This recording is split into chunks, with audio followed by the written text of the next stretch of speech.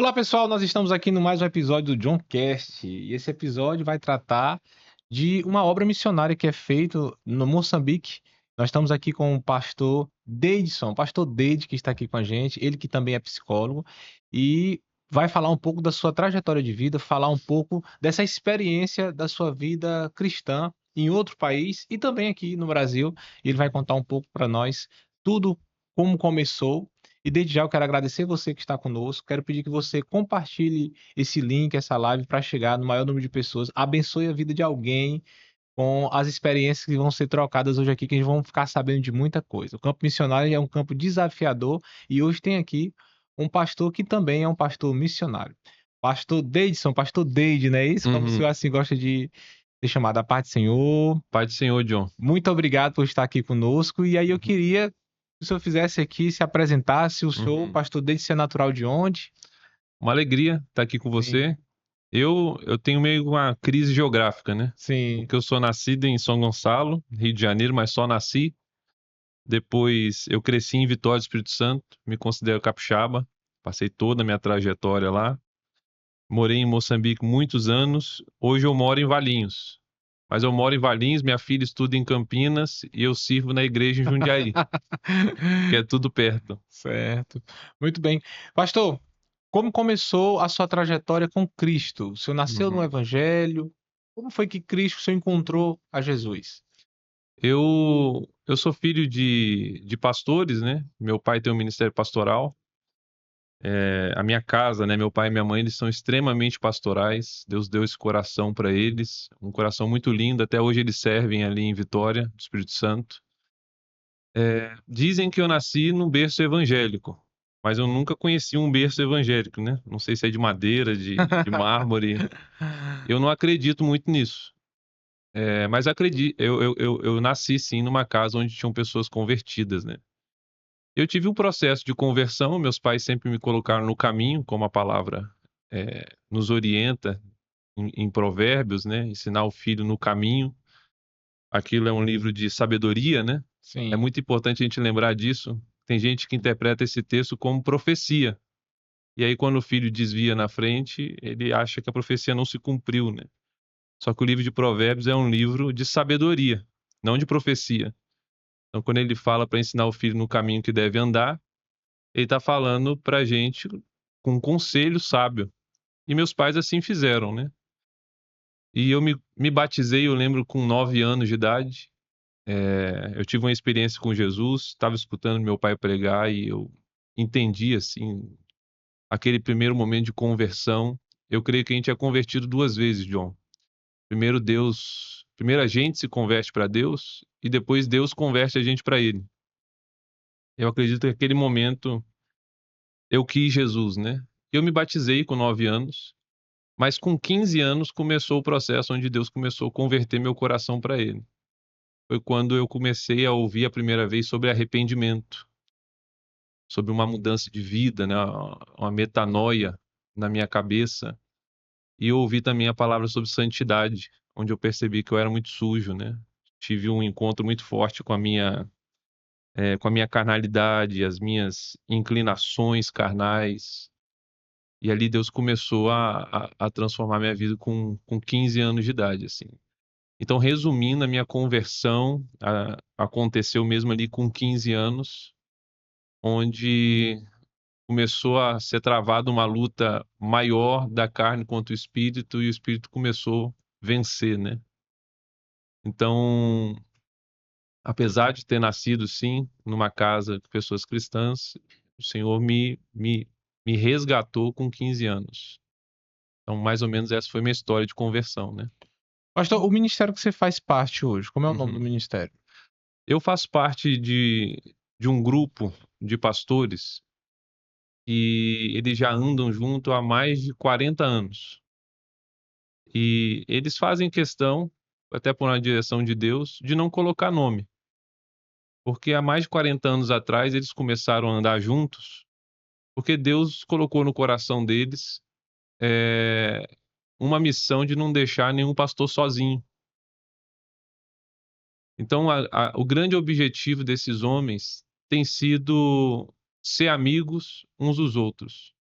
para que os pastores não andem sozinhos, para que as suas casas não sejam sozinhas, e para que todo pastor tenha a oportunidade, que é bíblica, de ser ovelha num relacionamento de amizade. Nós cremos realmente que o reino de Deus é um reino de amigos. E eu tenho caminhado com esses homens que não colocam suas bandeiras, suas placas, mas homens que reconhecem que são pecadores, salvos pela graça de Deus, e que têm um encargo pastoral. Então, assim, eu não consigo nem te falar um nome. Poderia falar, mas seria uma perda para nossa conversa eu falar nomes aqui, Entendi, porque não é muito importante, assim. entendi.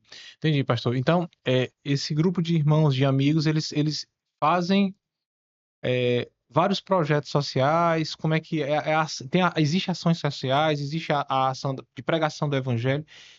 A finalidade, além de não deixar os pastores sozinhos, os irmãos sozinhos, né? Uhum, Para que ninguém se sinta só. É, qual a principal missão? uhum. Cada pastor, cada homem de Deus, ele vai ser chamado para alguma coisa, Sim, na localidade que ele está. Ele vai ser chamado para pastorear, ele vai ser chamado para cuidar dos pobres, ele vai ser chamado na pregação do evangelho, que é algo comum para a igreja do Senhor. Então, esse ajuntamento não é um ajuntamento institucional. Então, eu não consigo nem falar assim como a principal sim. a principal missão. É relacionamento de amizade, E realmente. fazer a obra que é o que nós temos que fazer mesmo, né, pastor? Sim, é fazer a obra Sim, e não fazer e sozinho. não fazer sozinho. Não fazer sozinho, a gente só não abre mão disso. Talvez a principal missão é ser amigo. Pastor, quando começou essa sua vocação para poder participar, de estar junto com eles? O que foi que lhe chamou a atenção para fazer Uhum, parte desse uhum. grupo? Eu nasci num contexto, assim, na pastoral, né, e meu pai sempre andou muito sozinho, sempre vi isso. E isso me doía, por ser meu pai, e de certa forma gerava até uma crise dentro de mim.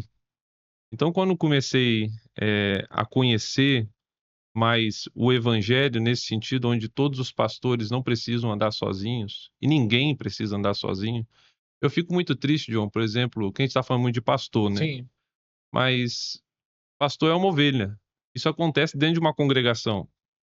Você vai numa congregação, às vezes você encontra uma pessoa que está lá 10, 15 anos nessa congregação, e ela não tem vínculo com nenhuma outra família. Isso não tem nada a ver com o reino de Deus.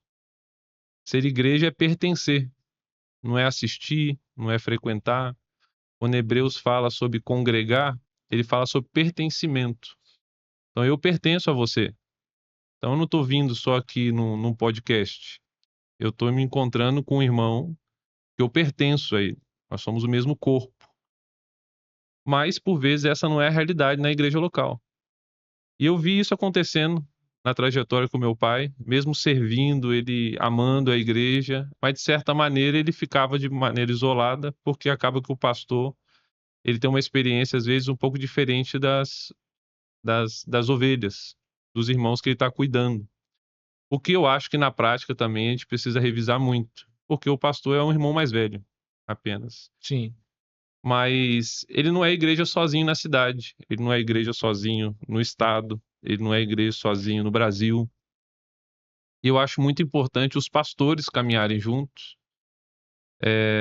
porque se não caminhar junto, a gente acaba tornando a igreja, ainda mais dividida, a gente prejudica aquele rebanho, porque o pastor ele fica debilitado, e a gente precisa entender que quando Deus olha para uma cidade, ele vê a igreja na cidade, ele não vê pedaços da igreja. A gente precisa se alinhar ao que Deus vê. E aí, nesse processo, nós conhecemos alguns desses irmãos que caminhavam dessa forma. Em momentos de crise na vida da minha família, como toda família tem alguns momentos de crise, Deus usou muito esses homens em vínculos de amizade.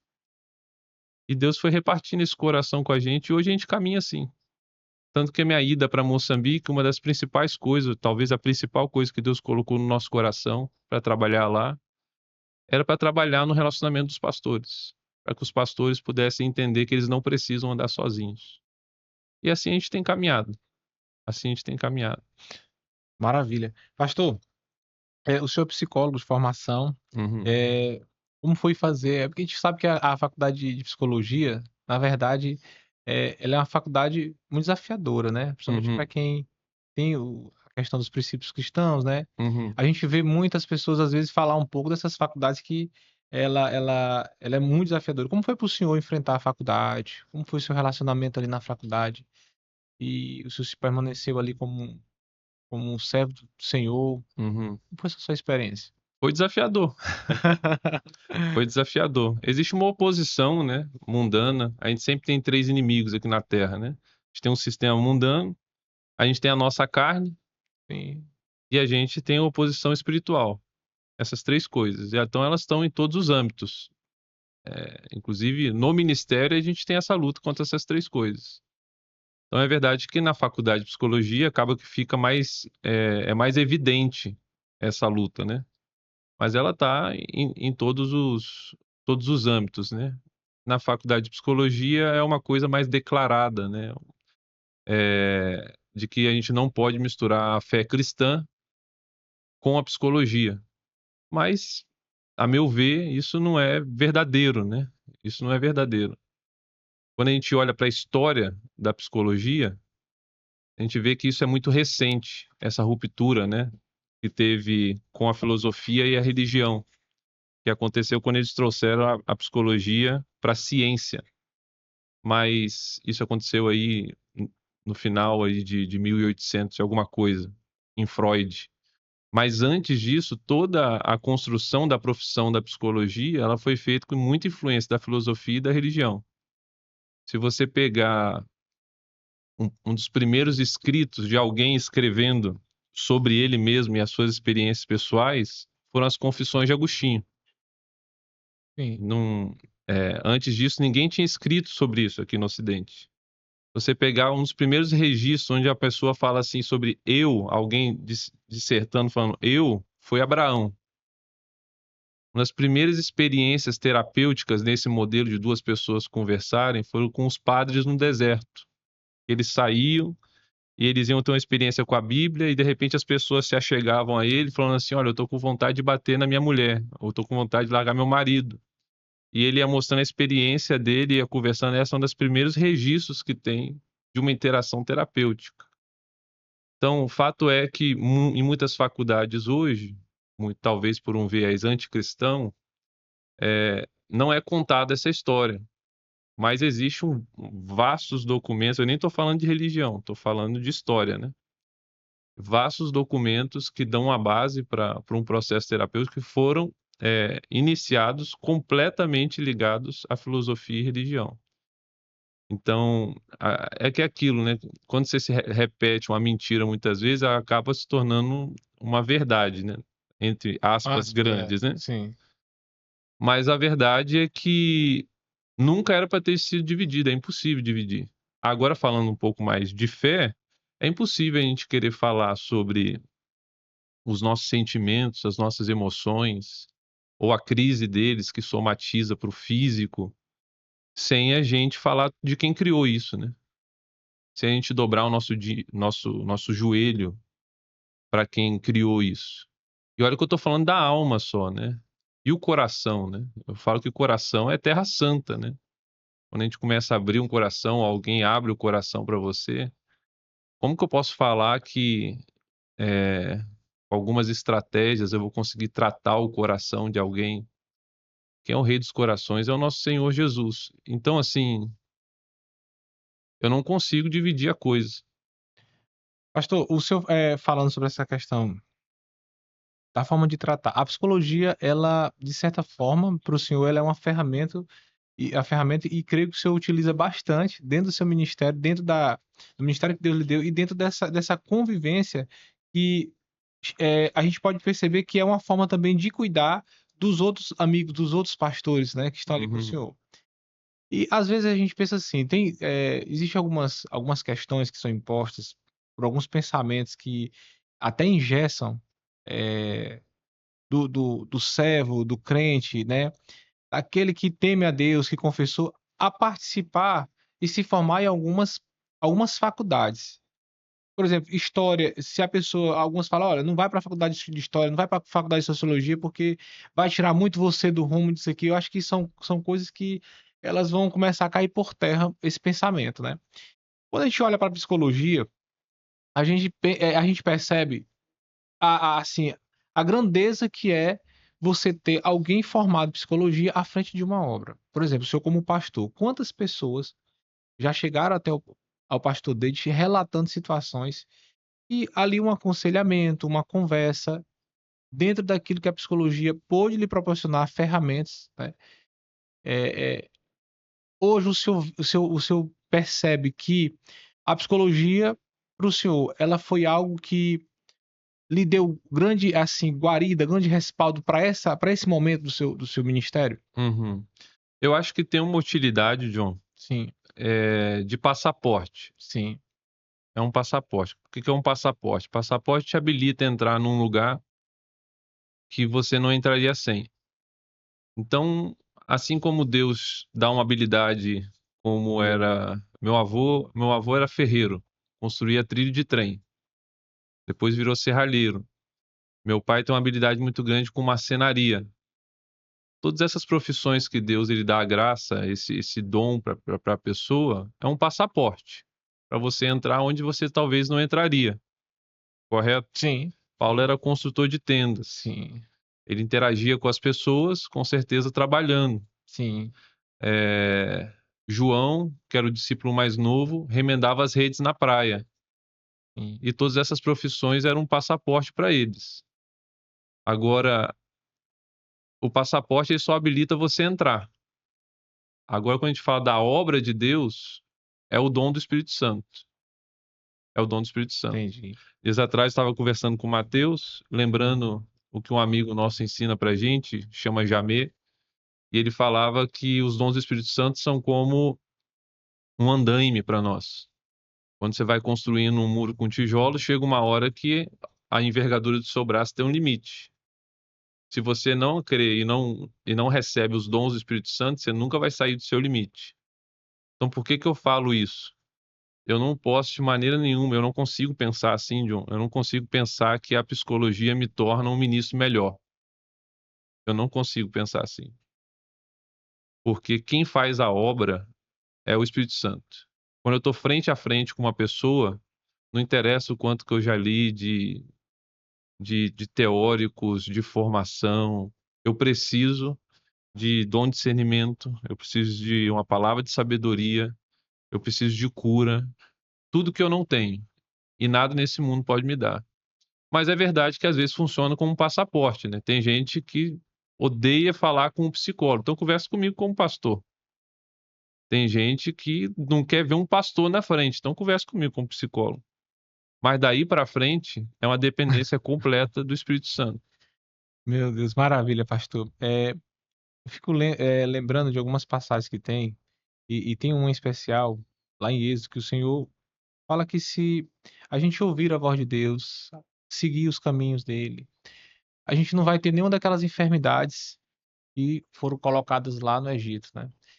E aí vai tratar sobre a questão das curas físicas, espirituais e emocionais. E a psicologia, ela trabalha muito nisso, né, pastor, no campo emocional. E o senhor falando sobre essas questões, apesar de o senhor ter a ferramenta que é o passaporte, né, muito bom essa colocação. Mas se você não tiver os dons do Espírito Santo, se você não tiver esse discernimento que só mesmo, essa unção, né, que isso só mesmo Deus pode nos dar, de nada vai valer, né. Uhum. Então fica um aprendizado para a gente aqui. Dependendo da formação que você tem, para você utilizar no reino é muito bom, mas é o passaporte. Sim, é o passaporte. Existe uma graça de Deus, um chamado de Deus para todo servo de Deus ser sal e luz onde Deus colocou. Deus colocou a gente. Para mim, tem irmãos que eu amo muito que trabalham, por exemplo, no comércio. Eu vou lá, sou atendido por eles e eu saio de lá lavado, porque ele entendeu que aquilo é a vocação dele, né. A gente vive uma crise muito grande, já que a gente está falando um pouco de vida profissional, né, Sim, a gente vive uma crise muito grande hoje, que as pessoas e muitos irmãos da igreja tem vivido por sobrevivência, né? Deus não chamou a gente para viver por sobrevivência. Ele resolveu nossa vida em salvação. A gente já está salvo, a gente precisa ficar correndo atrás de salvação. A gente tem que. Jesus, ele é o caminho para o Pai, né? Ele não é o caminho para a salvação. Eu sou o caminho, a verdade e a vida. Todos aqueles que virem até mim, eles vão chegar o quê? Até o Pai. Sim. Sou o caminho para o Pai, não para ser salvo. Quando a gente vive por sobrevivência, a gente se afasta da nossa vocação. Então, toda profissão, todo labor nosso, ele tem que ser baseado em vocação. Eu sou chamado para aquilo. Não para fazer aquilo, mas para expressar aquilo que eu já sou. Então, eu tenho visto muitas pessoas que têm escolhido aí, na verdade, não é o serviço, têm escolhido o trabalho, né? Querem o dinheiro, querem a recompensa, porque quer sobreviver. E viver longe da vocação é muito ruim, né? A gente tem que. É um vazio, né? É um vazio Vazio. tremendo. Quando você fala, por exemplo, de como foi a faculdade fala muito disso. Tem algo que queima muito no nosso coração, inclusive no treinamento de seguidores, depois a gente pode falar um pouco Sim, com sobre certeza. ele. A gente meio que se sente chamado por Deus de preparar os jovens antes deles entrarem na faculdade. Porque muitos dos nossos jovens, eles vão para a faculdade para descobrir quem eles são na faculdade. Isso é um erro gravíssimo. A gente não precisa ficar procurando coisas para a gente fazer, para a gente descobrir quem a gente é, correto? Correto. Eu preciso saber quem eu sou para eu expressar fazendo isso, e não fazer para eu descobrir quem eu sou. Nossos jovens, eles entram na faculdade para ser engenheiro, para ser veterinário, para ser médico, e eles se perdem. Ele tem que entrar na faculdade sabendo quem ele é. Eu não posso entrar no ministério para eu descobrir quem eu sou no ministério. A pessoa fala, o ministério me realiza. Tá tudo errado. Tá tudo errado. A gente precisa saber quem a gente é, John, para a gente adentrar no serviço só para expressar quem eu sou. Eu sou Deidson, pecador, salvo pela graça de Deus. Baseado nisso, eu vou servir o Senhor no tempo que Ele quiser, onde Ele quiser, da forma que eu quiser, que Ele quiser, na pressão que Ele quiser, porque eu sei quem eu sou. Então eu vou ter várias crises na vida. A única crise que eu não vou ter é uma crise de identidade, né? Mas eu vou ter várias crises. Mas de identidade eu não preciso. Entende?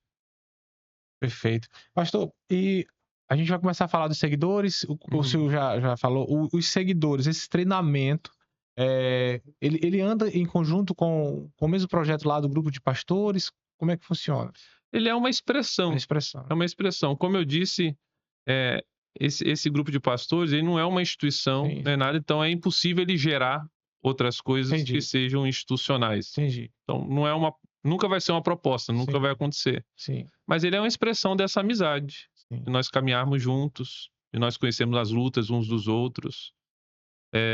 O treinamento de seguidores não é um seminário, né? Não é uma escola, mas ele é um tempo onde alguns jovens eles entendem em Deus que eles querem entregar ali 5 meses da vida deles. E são jovens assim que pode ser acima de 18 anos, né? Mas já recebemos jovens ali de 35 anos. Ou gente mais velha que quer parar a vida para receber de Deus, se preparar, mas a maioria deles querem se preparar para adentrar a vida adulta, se preparar para entrar na faculdade. Muitos deles trancam a faculdade para estar lá, para afirmar a identidade deles em Cristo, para voltar como um campo missionário para a faculdade. Eu tenho meninas que estão indo para lá para se preparar, para adentrar a realidade de família, crescerem na identidade como mãe, como mulher do lar. Homens que estão se preparando para adentrar na família, para serem pastores da sua casa. Pessoas que são chamadas ao ministério, sim, mas é um tempo para eles se prepararem para aquilo que Deus tem para eles, né? Então, e é lógico que nós não tomamos um lugar de formação na vida deles, que nós cremos assim do fundo do nosso coração que a responsabilidade da formação de um discípulo primeiro é na casa, porque Deus ele ama a família e ele coloca uma responsabilidade na casa, na formação de discípulos e da igreja local. Por exemplo, para você formar um coração pastoral num jovem, eu não acredito que numa escola e um tempo se forma. Isso se forma na igreja local junto com o seu pastor, na vivência real. Você formar um pai, né? Se formar um marido, isso acontece dentro da casa, no relacionamento familiar. Caso seja um relacionamento familiar quebrado, a igreja local tem um papel muito importante. Então, o nosso papel quando o jovem vai para lá é de trabalhar junto com a igreja local e com a família. A responsabilidade é deles. Eu acho isso muito importante, porque senão a gente começa a terceirizar coisas que a Bíblia falou que não é para a gente terceirizar. A gente continua firme que a responsabilidade é da igreja local e da família. Eu vou trabalhar junto com esses pastores, fortalecer o vínculo entre eles. E eles vão para lá, eles têm um aceleramento desse amadurecimento, e a gente envia de novo para a família e para a igreja local para eles serem uma bênção onde Deus colocou eles. Onde é que acontece, pastor, esse É em Valinhos. Valinhos? É no interior ali de São Paulo. Fica uns 25 minutos ali do aeroporto de Campinas. E durante os 5 meses, a pessoa fica lá, aí o que que acontece? Funciona como... ele vai morar nesse Ele local? mora. Ele Ele mora. fica lá full time. Ele de terça a sexta-feira, todas as manhãs, é um tempo de aula. A gente vai para as escrituras. Muitos pastores, amigos passam lá para repartir da graça deles, a porção que Deus colocou para eles. Durante esses 5 meses, passa ali aproximadamente de 15 a 20 professores. Eles têm uma experiência muito rica, com pessoas diferentes, de lugares diferentes, histórias diferentes e o mesmo Cristo. O mesmo amor a Jesus, o mesmo amor à igreja do Senhor, o mesmo amor aos perdidos. Durante as tardes, pelo menos uma vez por semana, a gente tem o que a gente chama de oficina prática, onde eles vão ser iniciados em coisas práticas. Coisas como oficina de eletricidade, marcenaria, alvenaria. As meninas têm costura, cozinha, temperos, preparo de algumas coisas específicas. E aí eles vão sendo iniciados em várias coisas práticas da vida, que vão ser usados na família deles e vão ser usados talvez para um campo transcultural missionário, muito Sim. importante para eles. A gente tem também o que a gente chama de eletiva, que são ferramentas muito práticas para a igreja local. Eles tiveram agora quase 2 meses conversando sobre sexualidade, profundamente sobre sexualidade, que é uma eletiva, é muito real isso na igreja local, é muito necessário isso para ensino da igreja local. Eles tiveram agora noções básicas de hermenêutica, de estudo da Bíblia, com várias ferramentas, que são coisas voltadas para a igreja local. Em alguns finais de semana, a gente envia eles para o que a gente chama de igrejar, porque, querendo ou não, eles ficam 5 meses numa bolha, né? Sim. O igrejar, a gente envia eles para algumas experiências com a igreja local da região que a gente conhece. Então, eles vão para a vida da igreja local. A princípio, a gente não exige que tenha nada especial, nenhum evento. A gente quer que eles estejam na vida normal da igreja, em grupos pequenos, na casa dos irmãos, visitando, tendo experiência, comendo junto, vivendo um evangelho no ordinário. E eles frequentemente vão para essas igrejas locais, tendo essa experiência com a multiforme graça do Senhor, né? E um ambiente também de muito pastoreio. Uma vez por semana também nós temos o que a gente chama de Igreja na Casa.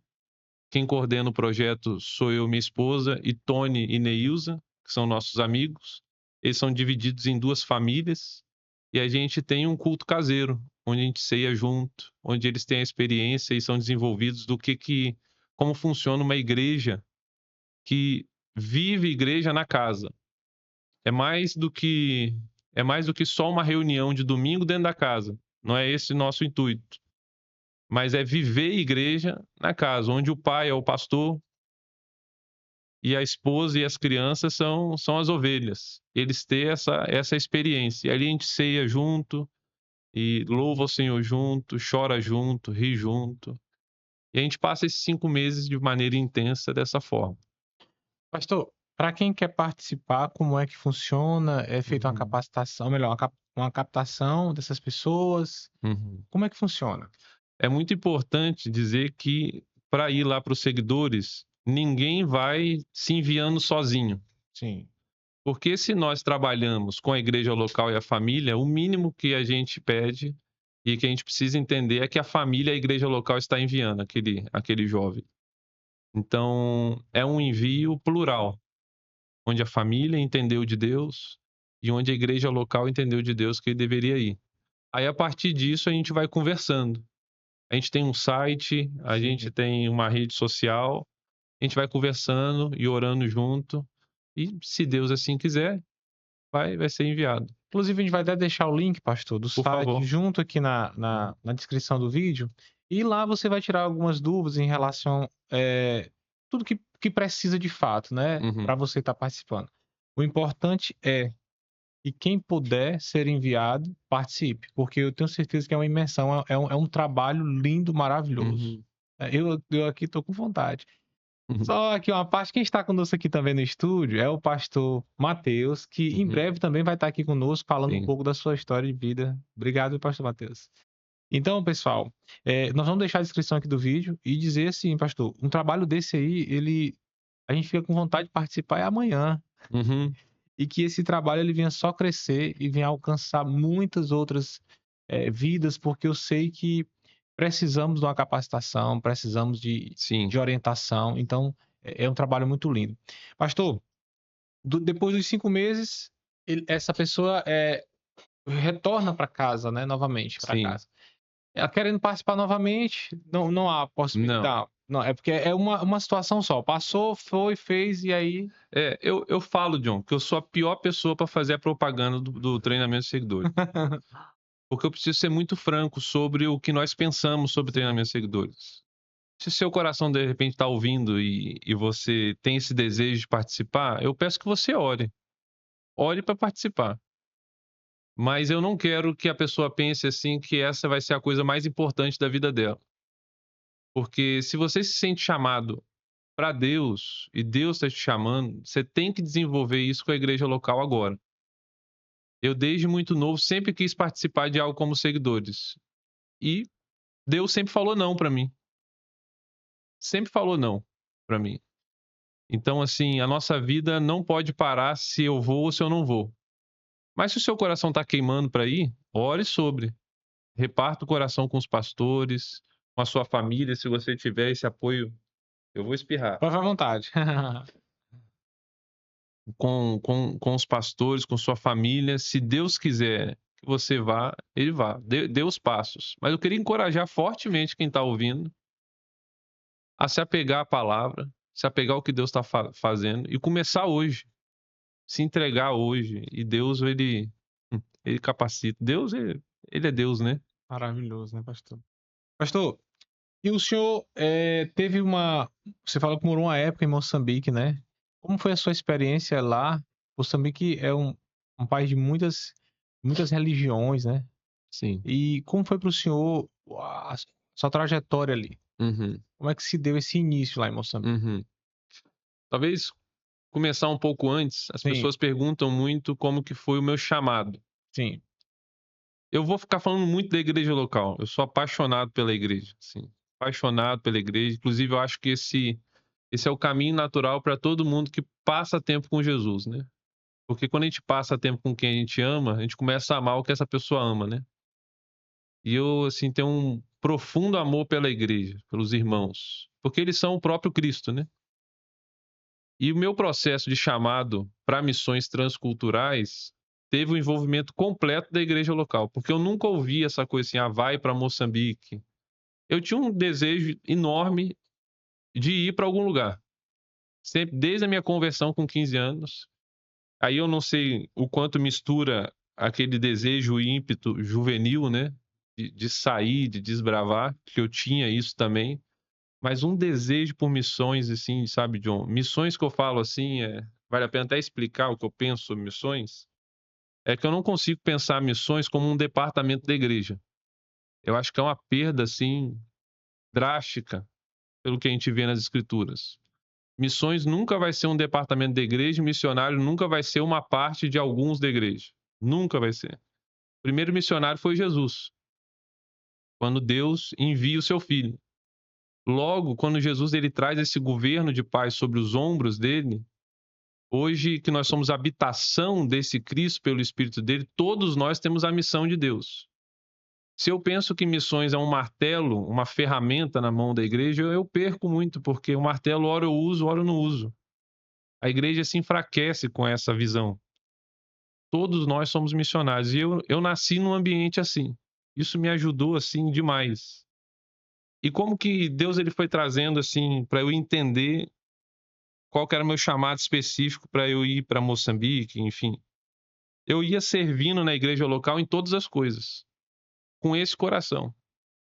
Então eu servia desde lavar a caixa d'água de gente que não podia, desde bater laje, até começar a pregar, a fazer, a cobrar quem não tinha pagado a cantina, a cuidar no berçário. A própria igreja local foi afinando o meu chamado. Porque assim, quando eu falava assim, quem precisa para cozinhar? Eu falava, perdão. Eu vou. Aí o irmão pegava e falava assim, olha, você é muito querido, mas a gente não aguenta mais comer sua comida. Você não cozinha bem. Melhor você ir para ali. Aí vai para cá. Chega uma hora que é como Timóteo lá, que Paulo coloca as especificações para um presbítero. Existe um reconhecimento. Mas para ser reconhecido, você tem que ter um coração de servo, de servir em todas as coisas. E foi em 2011, a igreja local entendia que eu tinha esse chamado, eles me enviaram para Moçambique, para estar com um missionário que era conhecido nosso, falando assim, vai orar lá na terra, vamos ver o que vai acontecer. E quando eu volto, eu falei assim, eu acho que é para morar lá. E aí os irmãos oraram também, falaram assim, não, vamos lá. Em 2012 eu fui, morei como solteiro ainda, voltei para casar com a Isa, sou casado com a Isa, tenho 2 filhas que são moçambicanas, nasceram lá. Em 2016, nós voltamos como família e moramos lá durante 8 anos. E nesse tempo, nossas filhas nasceram lá em Moçambique. Nosso primeiro trabalho sempre é e ainda é a conversão das nossas filhas. Eu tenho uma filha de 8 anos, outra de 5 anos. A gente está orando muito pela conversão delas, para que elas tenham uma consciência de pecado, que elas encontrem Jesus. Eu não suporto a ideia, John, de ter minhas filhas surfando na minha experiência com Jesus e da experiência da minha esposa. Elas precisam encontrar Jesus. Inclusive, se você está ouvindo aí, se quiser orar junto comigo, vai me ajudar bastante. E o outro era trabalhar, era servir com aqueles que já estavam servindo. Nós passamos 8 anos servindo irmãos que Deus já tinha levantado naquele lugar. E isso tomava muito nosso coração, nosso tempo, e a gente louva a Deus por esse tempo que a gente teve lá. É lógico que estar em Moçambique é muito difícil você não se envolver com atividades sociais. É um país de muita desigualdade. Nesse tempo, nós começamos um projeto que se chama Não a Nós. Ele existiu de 2012 até 2023. Era de construção de poços artesianos. Nós construímos 126 poços artesianos numa ilha chamada Inhaçunge. Nosso coração, a direção de Deus para a gente era ensinar o povo a fazer o poço, para que tivesse uma cultura de poços naquela ilha. Então, durante aí 12 anos, nós trabalhamos construindo poço com o povo local. Lá tem uma igreja local hoje. E nós também construímos uma escolinha que se chama Algoanela, que na língua chuabo quer dizer compartilhar, que atende 90 crianças. Então, ela é uma pré-escola que atende todo o público que você imaginar. Ela é sustentável. Metade dos alunos são pagantes, metade dos alunos são bolsistas. Quando a gente saiu, retornou para o Brasil agora, a escola continua liderada lá por uma liderança que a gente treinou de moçambicanos. Sim. Que caminharam junto com a gente nesses 8 anos, e também com 2 missionárias, que é a Regiane e a Noemi, e o Justino, que é um moçambicano que tem liderado lá. Mas o que mais preenchia nosso tempo é viver, né? A gente vivia com o povo. Meu avô fala que para conhecer uma pessoa tem que comer 1 quilo de sal junto. Então a gente participava de sepultamento, de aniversário, de alegria, de tristeza. E assim servimos o Senhor lá nesse tempo. Pastor, Moçambique ela é uma um país, né, que ela tem muitas religiões e como é, pastor, pregar o evangelho em um local que tem tantas religiões assim, e se eu não me engano, acho que acredito que é o Islã, que é muito forte também, Muito forte. muito forte, né. E a gente sabe que existe algumas dificuldades. Como foi para o senhor essa experiência de em meio a toda essa questão religiosa, o senhor pregar o evangelho, Uhum, né, porque aí eu entendo que a sua pregação também é uma pregação com muitas ações, com muitas atitudes, né, com muitos uhum. exemplos, né. Eu acho que é uma forma mais diferenciada do que a gente está costumeiramente ver aqui no nosso país, de ir ali, por exemplo, você vai e faz uma cruzada, não sei se lá acontece essas cruzadas Uhum, assim, não sei, mas acredito que sim, que possa acontecer, deve ter alguma região que possa ser liberado fazer, né, uhum. outra já não tem tanta tolerância assim para fazer. Eu acredito que lá o catolicismo também é uma igreja muito ligada ao Estado. Eu acho que deve ser. Uhum. Moçambique, ela tem essa força. Mas eu queria que você nos falasse como é que é. John, é uma delícia, rapaz. Eu sou apaixonado por isso, porque não depende de nós, né? Voltando no assunto do andaime, Sim, a gente só precisa obedecer para estar onde Deus quer que a gente esteja cada dia. Aqui mesmo na nossa conversa aqui, eu não tenho capacidade nenhuma de transmitir qualquer coisa para quem está ouvindo, nem sei quem está ouvindo. Então, assim, para mim é uma delícia, é uma angústia para nós, porque a gente gosta de controle, né? A gente gosta de achar que a gente já tem o suficiente para fazer o que Deus pediu para a gente fazer, mas isso é uma embriaguez da nossa parte, né? Porque a gente achar que a gente vai conseguir fazer que uma pessoa saia de um vale de ossos secos para ter vida, né? A gente não consegue fazer isso. Então é uma delícia, assim, né? Aquela adrenalina, né? De fazer algo que você sabe que não vai fazer, mas vai acontecer porque tem os dons do Espírito Santo. Então eu sou apaixonado por isso. Inclusive, toda vez que eu estou compartilhando, parece que quem vai se converter sou eu, né? Não sei se já teve essa experiência, tem coisa que a gente prega que aquilo é pra gente porque a gente está na dependência total. Então, a minha experiência lá, é lógico que elas têm as diferenças transculturais, né? E o transcultural é muito diferente pra gente, humano, né? O cheiro é diferente, as ações são diferentes, o pensamento, né, é diferente, a cultura, ela é diferente. Mas como nós fazíamos a pregação do evangelho lá, era uma coisa que enchia meu coração de muita alegria, porque eu acredito que como pregar para as pessoas, como entregar o evangelho às pessoas, acontece nesse ambiente aqui, assim, de mesa. Preciso gastar tempo com as pessoas. Jesus fez isso, né? Jesus, quando vem, ele fica 30 anos aqui, ó, tendo as experiências que a gente tem, sentindo o que a gente sente, comendo da nossa comida, né? Ele não fica pulando de casa em casa, como ele fala com os discípulos na grande comissão, em Lucas 10, ele fala assim: não puleis de casa em casa. Ele está falando o quê? Invista nos relacionamentos. Quando der um ruim, espera consertar, não é dar um ruim e pular para outra casa. Então, muito da nossa estratégia é baseada em Lucas 10, onde a gente vai pros relacionamentos. E eu vou para escutar. Escutei, escutei, escutei, escutei, aprendi, aprendi, aprendi, aprendi. Até que chegou uma hora que eles me escutaram também. Teve uma experiência aqui no nascimento das nossas filhas. A questão da saúde é bem caótica lá, né?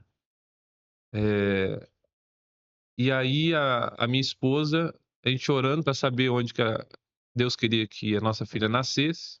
E tivemos muita paz, João, de ela nascer lá. E foi um parto que não foi tão simples e tudo, e aconteceu. E foi interessante que como que o olhar das mulheres, as nossas irmãs lá, mudaram para com a minha esposa. Porque elas falavam assim: "Nossa, ela teve o bebê como a gente teve". Isso fala de mesa, isso fala de experiência. Por Isabela ter comido a comida que elas comem, elas começaram a escutar a Isabela de uma maneira diferente. Então a pregação do evangelho, ela fala muito mais do meu coração para com a pessoa, de eu sentir o que ela sente, de eu vir estar com ela, que é o que Jesus fez com a gente, do que simplesmente eu subir no palanque e falar. Eu não estou combatendo quem sobe no palanque e falar, que abençoa muita gente, né? Tô falando da minha experiência. Então a mesa para mim é um lugar de pregação do evangelho, assim, de talvez uma expressão de maior poder. que existe. Gastar tempo com as pessoas. Nesse tempo que eu tive lá, teve um momento que os pastores da cidade entenderam de Deus de me ordenar como presbítero na cidade, junto com eles. Nunca pensei que eu ia passar por uma ordenação em Moçambique. Passei. E foi muito bonito, João, porque eu trabalhava muito lá já há muitos anos. E quando os pastores, antes de colocar a mão na minha cabeça para me ordenar lá, eu pensei que eles iam falar talvez das pregações, né, da minha eloquência, de como eu amadureci no serviço do ministério. Nenhum deles falou nada sobre isso. Todos falaram de atitudes de amizade. Um falou que um dia que eu levei ele para fazer uma cirurgia, quando ele acordou, não tinha ninguém lá, mas eu estava lá porque eu dormi lá. Quando a enfermeira perguntou o que eu era dele, eu falei que eu era da família. E isso, ele falou assim: por isso eu coloco a mão na cabeça dele para ser ordenado ao ministério. Então, assim, o reino de Deus, de fato, ele é um reino de amigos. E não se cria amizade em reuniões grandes das congregações, né? Eu falo que um dos piores lugares para você criar comunhão é numa reunião grande de congregação. Porque não tem comunhão, né? Para levantar, a pessoa manda você levantar. Para sentar, a pessoa manda você sentar. Até para cumprimentar a pessoa que está do lado, a pessoa fala assim, cumprimenta a pessoa que está do seu lado. Dê um abraço no seu irmão aí, diga que ele é cheiroso. Diga, verdade. Ele fala o que você tem que falar pro irmão. Tem uns que limita ainda a quantidade de pessoas. Fala, dá um abraço em 3 pessoas. Pô, eu não posso nem escolher quantas pessoas eu vou dar abraço. Entendeu? Então, a reunião grande da igreja é uma bênção, um ajuntamento. Mas ela está longe de ser a experiência completa de comunhão, de pregação do evangelho, de transmissão de vida. Isso acontece na casa, na mesa. E é assim que eu pregava o evangelho lá. Dessa maneira. Eu gosto muito da ideia de, antes de você levar qualquer pessoa para sua congregação, você não leva ninguém para uma congregação de reunião geral se essa pessoa já não foi comer na sua casa umas 3 vezes. Para que ela realmente entenda o que é a igreja. Senão você atrapalha o processo dela entender o que é a igreja. Entende? Entendi. Então, por isso que eu falo que era uma delícia pregar o evangelho. E ainda é um privilégio. Pastor, eu lembrando aqui que no começo da nossa conversa, o senhor falou que na igreja local, o senhor sempre foi aquela pessoa que está ali para fazer, apto para fazer o que fosse. Isso, de certa forma, pastor, já era Deus lhe preparando, né? O senhor agora Sim. está em Moçambique, recebeu essa ordenação, e o exemplo que foi citado não era pela sua pregação ou coisa, mas pela sua forma de agir, de ser com as pessoas. E aí eu lembrando que isso já estava acontecendo lá atrás na sua vida, Já. né? É como Deus ele vai fazendo durante o caminho, fazendo as coisas acontecer. E na primeira vez que nós estivemos juntos, o senhor usou uma palavra que eu guardei, que era em relação de estar participando naquela mesa, tomando aquele café, era algo para sua vida, né? Que ali, você tinha que estar ali porque era algo para sua vida. E o importante, Deus ele nos leva durante um caminho que vai ser algo para nossa vida. Sim. Por isso que é interessante você estar sempre sensível para ouvir a voz do Espírito Santo, para poder você ser conduzido. Então, toda aquela questão de você ter passado lá atrás, de ter servido, bem servido na sua igreja, né? Apesar de alguém não gostar do tempero, isso, aquilo, outro, mas era Deus que estava ali capacitando, porque um dia você ia estar em outro local e as pessoas iam ter que ver isso, né? E você vê que o que lhe chamou para o presbitério lá, para lhe colocar como presbítero lá, foi a sua atitude de sentar à mesa, de servir ao próximo, de estar junto ali numa cirurgia, após a cirurgia, de uma pessoa que você diz, não, é da minha família, é um irmão e está aqui. Então, Deus ele vem lhe tratando o tempo todo para isso. Sim. Né? A importância de nós estarmos sempre ouvindo a voz do Senhor. Exatamente. O ministério, pastor, em si, ele é amadurecido com o tempo, mas ele já vem começando bem lá atrás. Uma questão que o senhor relatou.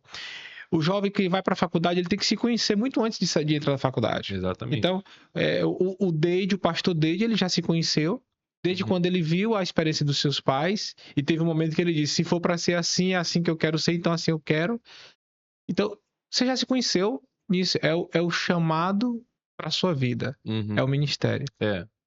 E agora o senhor falando sobre a questão das suas filhas, que está orando para que as suas filhas tenham experiências próprias. Sim. Né? Experiências próprias.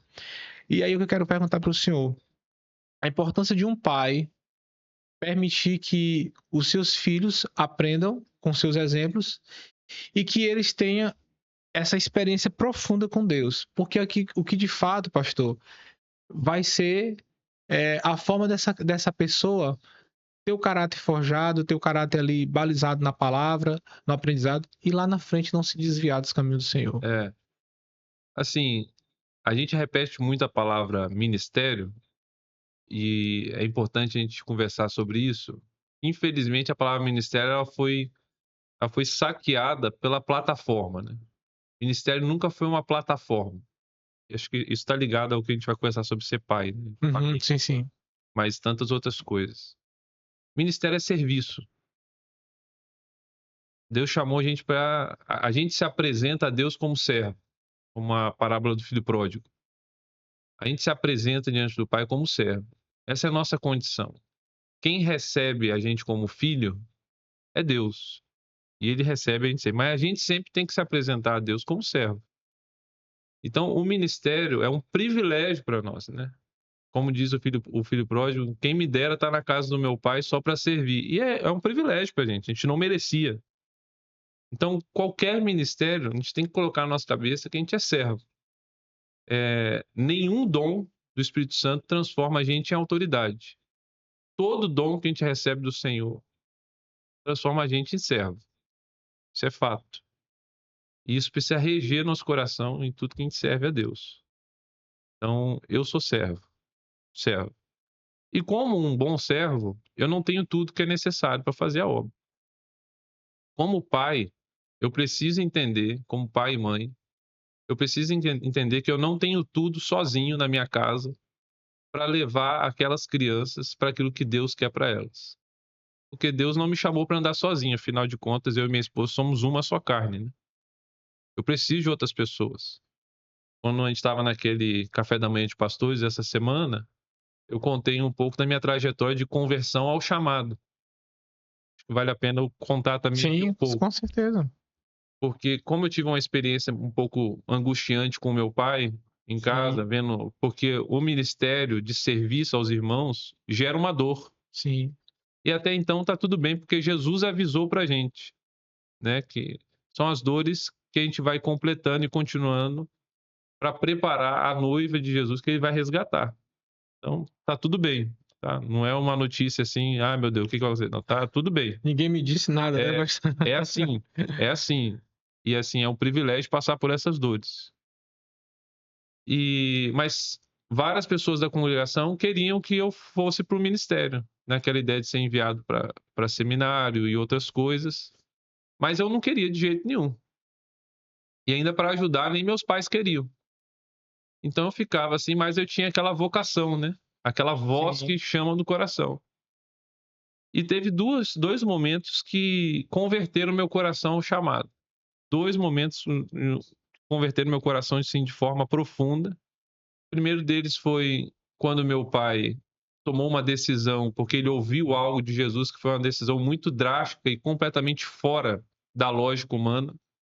Minha mãe estava passando por um câncer, nós tínhamos uma vida estável financeiramente, ele teria que abrir mão dessa vida estável e outras coisas, porque ele tinha escutado algo de Jesus para nossa família. E quando eu vi aquilo, eu falei, rapaz, a voz de Deus é poderosa, vale a pena ser obedecido. Isso converteu meu coração, porque eu falei, se for para ser assim, se não for para ser só uma coisa institucional, por sobrevivência, mas um amor tão profundo assim, eu quero o ministério, eu quero o chamado, esse serviço. Esse foi a primeira coisa que aconteceu para converter meu coração. A outra foi um momento de crise que a gente estava em casa, e eu falei com meu pai, eu falei assim, pai, liga para esse irmão aqui, era um irmão de outra cidade, era um desses irmãos que andam juntos como amigos há mais de 40 anos. E meu pai ligou para ele, porque eu estava naquela fase de ser amigo do pai, né? Sim. É uma fase um pouco angustiante no início, porque você é um amigo que não tem nada para oferecer. Você não tem experiência, você não tem conselho, você só tem o ombro e um abraço, só isso. E meu pai ligou para esse irmão. Era umas 19h30 da noite. No outro dia de manhã, cedo, Estava entrando na nossa casa esse irmão e a esposa dele. E eu olhando aquilo, eu falei assim: "Gente, o que está acontecendo? Isso não é normal não". Ontem à noite ligou, eles compraram a passagem da noite para o dia, é caro isso, eles eram de outro estado. E eles estão aqui com recurso próprio e eles vieram só para ter o tempo com a minha casa, na casa do meu pai. E quando a gente estava saindo do carro, a esposa ainda virou e falou assim: "Hoje é nosso aniversário de casamento". Aí eu falei: "Meu Deus, o que vocês estão fazendo aqui, pai? Vai para casa". Aí ela falou bem assim: "Foi por isso que a gente casou". Aquilo ali também converteu meu coração chamado, de servir o Senhor. Eu falei: "Se for para ser assim, eu quero esse chamado". De um reino que é um reino de amigos. É um reino onde a gente trabalha não pelo interesse próprio, não pelo interesse de cada um, mas movidos pelo Senhor, de íntima compaixão, onde Deus não quer que ninguém ande sozinho, né. Sim.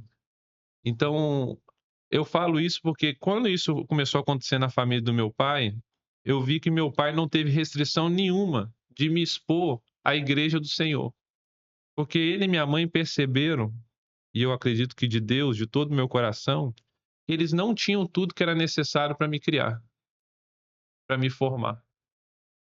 E eles abriram a nossa casa para que eu tivesse influência de outros homens de Deus na minha vida. Então, um conselho prático que eu dou para um pai que está na mesma situação que eu, esse dia eu estava compartilhando num seminário de criação de filhos, João. Eu não sei por que que me colocaram lá.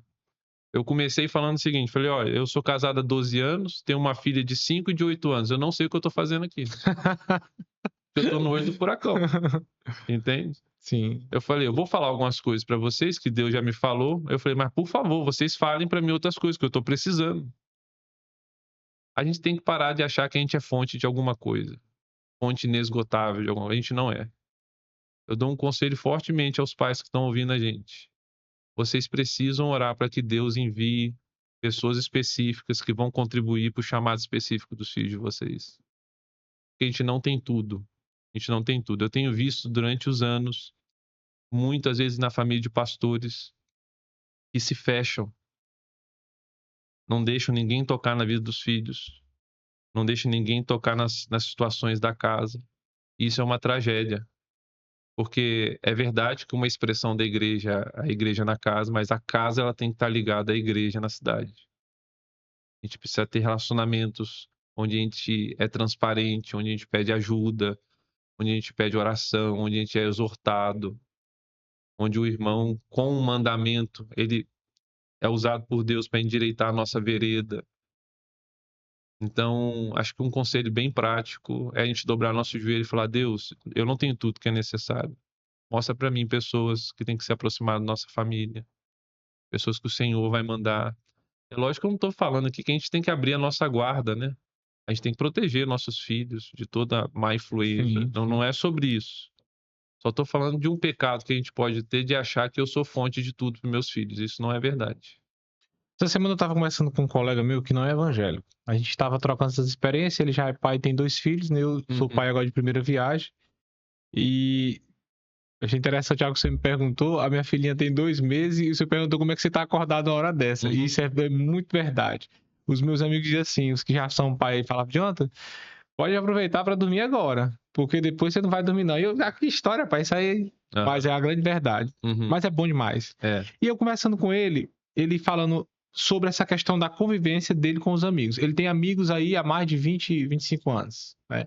São os amigos deles. São os amigos deles, os filhos deles são amigos dos filhos dos amigos dele, e tem toda aquela convivência. Aí ele fala: "Jonathan, nós temos uma rotina diária. A gente, durante a semana, a gente está aqui em casa. Chegou o final de semana, a gente está na casa de um amigo, o amigo está na nossa casa, a gente sai para comer, a gente sai para fazer alguma coisa, mas sempre são os meus. Eu vi os filhos dos meus filhos nascerem e eles viram os meus.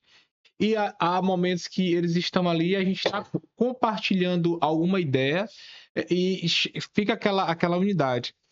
E o mais interessante, pastor, é que ele não é, eles não são evangélicos, né? Uhum. E eu digo assim, rapaz, é um exemplo muito interessante para o pai, ao pai. E aí, lembrando do que o senhor falou, abrir a porta para outras pessoas que são pessoas que vão aconselhar os seus filhos também, porque a gente não é suficiente. E aí chama a atenção numa questão que ele falou, Jonathan, tem coisa que tem um momento que parece que alguém tem que falar alguma coisa, até dar um exemplo, um bom exemplo para o filho, para que o nosso filho desperte de algo, né? E eu lembrando dessa conversa, da importância, não, pastor, esse aviso é muito interessante. É, traga para perto de você, aproxime pessoas que vão contribuir com certeza com a sua família, com a criação dos seus filhos, que vão ser bênção para você também amadurecer algumas coisas. E ele dizendo que da mesma forma como os amigos dele trata os filhos com carinho, com atenção, às vezes vê que tá ali, ó, cuidado com isso aí, ele também faz isso com o filho dos outros filhos. Eu tenho critério, né? Você precisa ter um critério. Sim. Meu critério é que eu não abro mão para pessoas que eu vou me relacionar de uma maneira mais profunda, de expor minha vida, é crer que Jesus é Deus, que Jesus ele morreu, Sim, com que ele certeza. ressuscitou, que ele é o Senhor. Sim. Tem que ter o senhorio na vida.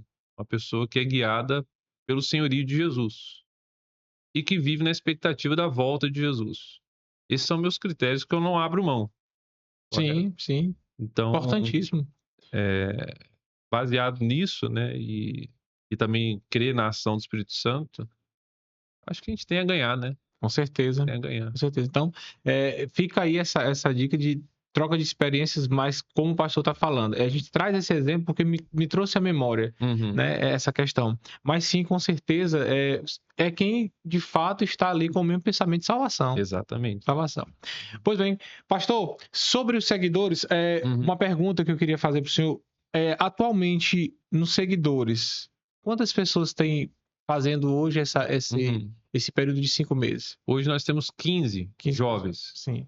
São jovens de todo o Brasil. Eu tenho gente do Acre, eu tenho gente do Sul, lá de Cascavel, tenho de Curitiba, tenho da Bahia, tem um de Parnaíba.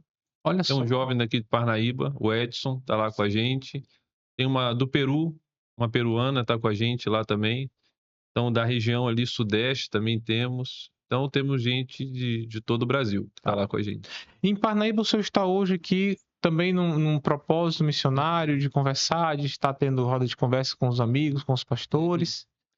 Eu vim para Parnaíba para estar com meus amigos. Sim. Eu vim para estar com o Matheus, Sim.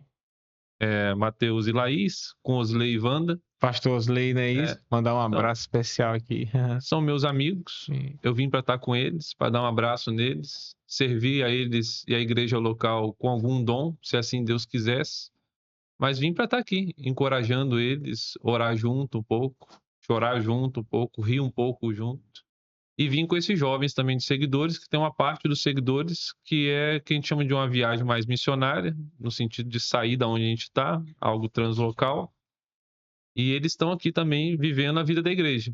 Esses dias visitando os irmãos, visitando algumas ilhas, fizemos algum evangelismo ali no aeroporto ali de vocês. E eles, para que eles possam ter essa experiência e ter uma mente, uma visão mais abrangente do que é a igreja no mundo, né? E às vezes a gente pensa que a igreja é só aquele lugarzinho que a gente vai, né? Mas a igreja, ela tem essa multiforme graça maravilhosa. Eu acho que isso enriquece muito esse processo de amadurecimento deles, no serviço deles ao Senhor. Então a gente veio com essa missão. Fiz questão de trazer minhas filhas, estou com minha esposa, minhas filhas aqui também. Tem sido um tempo maravilhoso. Um tempo cheio de graça, cheio de renovo do Senhor. Um tempo muito bom. Poder te conhecer aqueles irmãos na mesa no Muito sábado. Bom. Interessante. Muito bom. Muito bem. Nós estivemos aqui, já estamos caminhando aqui para o final com o pastor Deide. E eu queria, pastor, que o senhor deixasse uma mensagem para quem está nos ouvindo, quem vai nos ouvir depois, tá bom? Então fique à vontade. Meu coração, John, é sempre um coração de apresentar Jesus. Hoje de manhã, quando eu levantei, estava vindo com o Matheus, eu falei, oramos no carro, falei, Jesus, vem com a gente. Vem com a gente. Estou num tempo na minha vida, John, que eu quero mais de Jesus. Eu quero mais de Jesus. Não dá para viver esses dias sem querer mais de Jesus, não. E eu queria deixar isso para vocês. Se você está acostumado com Jesus, por favor, ora e repreende. Isso daí, a gente precisa de mais fome e sede de Jesus. Assim como eu tenho orado com os discípulos que andam perto de mim, eu oro por mim, pela minha esposa. Eu preciso amar mais a Deus, amar mais a igreja, amar mais os pedidos, e essa tem que ser uma oração nossa. Então, você que está ouvindo, por favor, faça essa oração. Deus vai atender essa oração. E eu creio que essa é a vontade dele, todo dia a gente amar mais Jesus. Amém. Pois, pastor, muito obrigado, tá certo? Muito importante sua participação aqui no Johncast. E eu quero que a gente tenha outras oportunidades, quem sabe, futuramente. Seria bom, A gente está aí, tá bom? tá Muito bom? obrigado. Quero agradecer a cada um de vocês que estiveram conosco, que nos assistiram. Compartilhe essa live, esteja conosco nos acompanhando e a gente vai estar aí futuramente com outros entrevistados, tá certo? Vem muita coisa boa aí no Johncast, algo para poder abençoar a sua vida. Obrigado, Lucas. Obrigado ao pastor Matheus que está aqui, que foi quem nos fez aqui a ligação com o pastor Deide, e que Deus continue lhe abençoando, pastor, lhe usando, tá bom? Amém. Obrigado, pessoal. A paz do Senhor.